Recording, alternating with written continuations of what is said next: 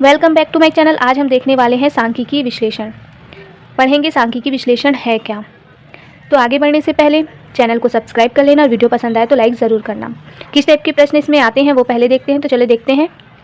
देखिए, chapter first है हमारा सांख्यिकीय विश्लेषण। तो इसका परिभाषा, विशेषताएँ, क्षेत्र एवं प्रकृति जानेंगे। तो किस टाइप के प्रश्न पूछे गए हैं, तो देखिए प्रश्न पहला है, सांख्यिकी से आप क्या समझते हैं, इसके क्षेत्र एवं सीमाओं का वर्णन कीजिए। सेकंड में है, सांख्यिकी का प्रयोग उस प्रकार नहीं किया जाना चाहिए जैसे एक अंधा व्यक्ति प्रकाश स्तंभ को प्रकाश के बजाय सहारे के लिए प्रयोग करता है। विश्लेषण कीजिए। सांख्यिकी की परिभाषा दीजिए और उसकी विशेषताओं को बताइए। तो हम ये सब आगे देखने वाले हैं कि सांख्यिकी होता क्या है, उसकी क्षेत्र, उसकी सीमाएं, उसकी विशेषताएं क्या क्या है। तो चलिए जानते हैं क्या है सांख्यिकी। देखिए, सांख्यिकी का अर्थ एवं परिभाषा। क्या देखेंगे? सांख्यिकी का अर्थ एवं परिभाषा। तो सांख्यिकी को एक स्वतंत्र विज्ञान के रूप में जन्म देने का श्रेय किसे गया है, तो वो है जर्मनी के अर्थशास्त्री, नाम याद रखना, डॉक्टर गॉटक्राइड आकेनवाल। किसको गया है? डॉक्टर गॉटक्राइड आकेनवाल को गया है सांख्यिकी को एक स्वतंत्र विज्ञान के रूप में जन्म देने का श्रेय। और वो कहाँ के हैं, तो वो जर्मनी के अर्थशास्त्री हैं, याद रखना। अब देखिए सांख्यिकी का शाब्दिक अर्थ क्या है। तो इसमें दिया है सांख्यिकी का शाब्दिक अर्थ क्या है, संख्यात्मक तथ्यों के ज्ञान से है। अर्थात ऐसे तथ्य मतलब होते हैं आंकड़े, ठीक है। तो ऐसे तथ्य जिन्हें संख्याओं में व्यक्त किया जाता है उनका ज्ञान होना चाहिए। तो ये क्या है, संख्यात्मक तथ्यों के ज्ञान से होता है। किसका अर्थ? सांख्यिकी का अर्थ। अंग्रेजी भाषा का स्टैटिस्टिक्स शब्द जो है वो लैटिन भाषा के स्टेटस, इटालियन भाषा के स्टैटिस्टा तथा जर्मन भाषा के स्टैटिस्टक शब्द से बना माना जाता है। इन तीनों जो भाषाएं हैं उन भाषाओं के अनुसार सांख्यिकी का अर्थ क्या है, राज्य विज्ञान है। पहले सांख्यिकी का अर्थ क्या माना जाता था, राज्य विज्ञान के रूप में माना जाता था। वास्तव में सांख्यिकी का जो प्रारंभ है किसमें से हुआ है, राज्य विज्ञान के रूप में ही हुआ है। अगर हम सच में देखें, वास्तव में देखें तो सांख्यिकी का जो प्रारंभ हुआ ना, स्टार्टिंग में जो सांख्यिकी था उसका प्रयोग किस में होता था, राज्य विज्ञान के रूप में होता था।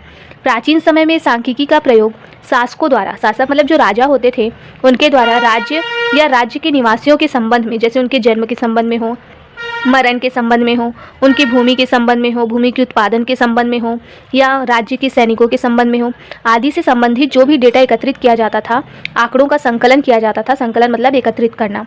तो आंकड़ों के संकलन के जो अर्थ है उसमें इसका प्रयोग किया जाता था। किसका? सांख्यिकी का, ताकि राज्य का ठीक प्रकार से क्या किया जा सके, संचालन किया जा सके। किंतु आज के युग में अगर हम देखें तो सांख्यिकी का आशय क्या है, तो आज के समय में सांख्यिकी क्या है, उन सांख्यिकी रीतियों एवं सिद्धांतों से है इसका आशय जिनका प्रयोग क्या किया जाता है, आंकड़ों के संकलन, प्रस्तुतिकरण एवं विश्लेषण करने के लिए किया जाता है। अर्थात हम आंकड़े एकत्रित करते हैं, इकट्ठे करते हैं, फिर उसका क्या करते हैं, प्रस्तुतिकरण करते हैं, उसको प्रस्तुत करते हैं, उसमें कोई भी खामी है कि नहीं उसका विश्लेषण करते हैं और जाँच करते हैं उन आंकड़ों का। तो ये सब के लिए क्या किया जाता है, आज के समय में सांख्यिकी का प्रयोग क्या किया जाता है, आंकड़ों को संकलित करने, प्रस्तुतिकरण करने और विश्लेषण करने में किया जाता है, ताकि देश की जो आर्थिक, राजनैतिक और सामाजिक प्रगति से संबंधित जो भी निष्कर्ष है वो ज्ञात किए जा सके। मतलब जैसे जनसंख्या के आंकड़े हो गए, ये भी तो क्या है, सांख्यिकी है। ये सब क्या है, सांख्यिकी ही है। तो जनसंख्या के आंकड़े एकत्रित करके उसका जब निष्कर्ष निकालते हैं तो हमें पता चलता है कि जनसंख्या बढ़ी या घटी। तो ये क्या है, सांख्यिकी है। इससे हमें क्या पता चलता है, आर्थिक, सामाजिक और राजनीतिक प्रगति के संबंध में पता चलता है। सांख्यिकी की परिभाषा के संबंध में मतभेद पाया गया है। अलग अलग विद्वान जो है वो अलग अलग परिभाषाएं देते हैं सांख्यिकी की। फिर भी अध्ययन की सुविधा के लिए, मतलब अध्ययन करने के लिए सांख्यिकी की परिभाषाओं को दो भागों में विभाजित किया जा सकता है। आगे हम देखेंगे सांख्यिकी की परिभाषाएं। तो सांख्यिकी को दो भागों में विभाजित करके उसकी परिभाषाओं को समझना है आपको। तो चलिए देखते हैं। तो पहले हम जानेंगे सांख्यिकी बहुवचन या समंक के रूप में, समंक अर्थात डेटा के रूप में। और फिर क्या पढ़ेंगे, सांख्यिकी एक वचन या विज्ञान के रूप में क्या होगी। तो अगर हम इसमें देखें तो इस वर्ग में सांख्यिकी की वे समस्त परिभाषाएं आती हैं जिसमें समंकों अर्थात आंकड़ों के संग्रहण एवं निर्वाचन, निर्वाचन का मतलब क्या है, उसका जांच करना, है ना। निर्वाचन का क्या मतलब है, उसका जांच करना।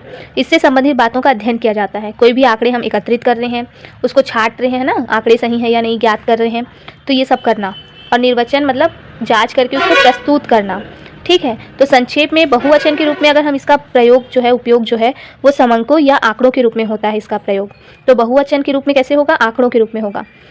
देखो DAL बावले के अनुसार सांख्यिकी का आशय अनुसंधान के किसी विभाग में, क्या है अनुसंधान मतलब ऐसा विभाग जहाँ क्या हो, अनुसंधान हो, किसी चीज़ का खोज हो रहा हो, किसी चीज़ की जांच चल रही हो, तो ये क्या है, अनुसंधान के किसी विभाग में संख्यात्मक तथ्यों के समूह से है। मतलब संख्या से एकत्रित जो आंकड़े हैं, संख्यात्मक तथ्य हैं, उनका क्या करना, उनका जांच करना, उन पे अनुसंधान करना, जो एक दूसरे से संबंधित रूप में प्रकट किए जाते हैं। वहीं प्रोफेसर कॉर्नर के अनुसार क्या है, समंक यानी कि जो सांख्यिकी है वो किसी प्राकृतिक अथवा सामाजिक घटना की माप, गणना और अनुमान है। समाज में जो भी घटना घटित हुई है उसका क्या है, उसकी गणना करना, उसका अनुमान लगाना है, जो क्रमबद्ध रूप में व्यवस्थित किए जाते हैं। क्रमबद्ध मतलब 1 2 3 4 ऐसे क्रमबद्ध लिखते हैं ना, तो क्या है, क्रमबद्ध रूप में व्यवस्थित किए जाते हैं, जिससे पारस्परिक संबंधों को दर्शाया जा सके। मतलब दो जो आंकड़े हैं उनके बीच में संबंध क्या है उसको दर्शाया जा सके। अब अगर हम देखें सांख्यिकी बहुवचन के रूप में, तो हमने देख लिया बहुवचन में कैसे होगा, समंक डेटा के रूप में होगा। एक वचन में होगा तो वो विज्ञान के रूप में होगा।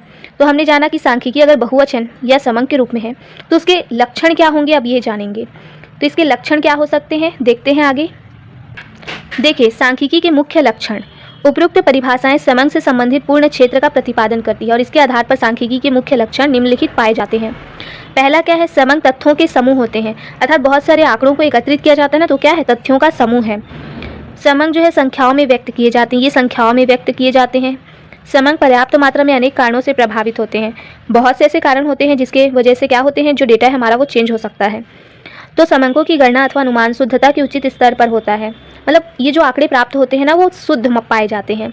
अब देखिए आगे, समंकों का संकलन पूर्व निश्चित उद्देश्य के लिए होता है, मतलब पहले से एक उद्देश्य निर्धारित किया जाता है और उस उद्देश्य को पूरा करने के लिए क्या करते हैं, हम आंकड़ों को इकट्ठा करते हैं ना, एकत्रित करते हैं, संकलन करते हैं। और क्या है, आंकड़े व्यवस्थित रूप से संकलित किए जाते हैं। ऐसे नहीं कि आंकड़े कहीं से भी उठा लिए, इस वर्ष का आंकड़ा ले लिया, 4 साल पहले का आंकड़ा ले लिया, ऐसा नहीं है। एक व्यवस्थित रूप में संकलित किए जाते हैं। और क्या है, समंकों को परस्पर संबंधित रूप में प्रस्तुत किया जाता है, मतलब एक दूसरे से कनेक्ट करके उसको प्रस्तुत किया जाता है। उपयुक्त विशेषताओं के आधार पर ये कहा जा सकता है कि सभी सांख्यिकी डेटा होंगे वो संख्यात्मक होंगे, अर्थात संख्याओं में व्यक्त किए जाएंगे, किंतु सभी संख्यात्मक तथा समंक नहीं होते हैं। मतलब हर एक जो डेटा है ना, जो संख्याओं में व्यक्त है वो डेटा नहीं कहलाएगा, लेकिन जो समंक है, जो संख्याओं में व्यक्त किए गए हैं वो क्या कहलाएगा, वो डेटा कहलाएगा। तो इसमें वही कहा गया है कि जो समंक है वो संख्यात्मक होते हैं, किंतु सभी संख्यात्मक जो है समंक नहीं होते। मतलब हर एक चीज़ जिसे हम संख्याओं में व्यक्त कर सकते हैं वो डेटा होगा, ये नहीं मान सकते, लेकिन जो डेटा है वो संख्याओं में व्यक्त किए जाते हैं। और ये समंक मतलब समझ रहे हो ना, डेटा है, डेटा। समंक तभी कहे जाएंगे जबकि उपयुक्त विशेषताओं को पूरा करते हों। अब हम आगे देखेंगे सांख्यिकी एक वचन या विज्ञान के रूप में, ये हम जानेंगे अगले वीडियो में। तो ऐसे ही आगे पढ़ने के लिए बने रहना। अभी तक के लिए इतना ही, धन्यवाद। वीडियो को जल्दी से सब्सक्राइब कर लेना, वीडियो पसंद आया हो तो लाइक ज़रूर करना।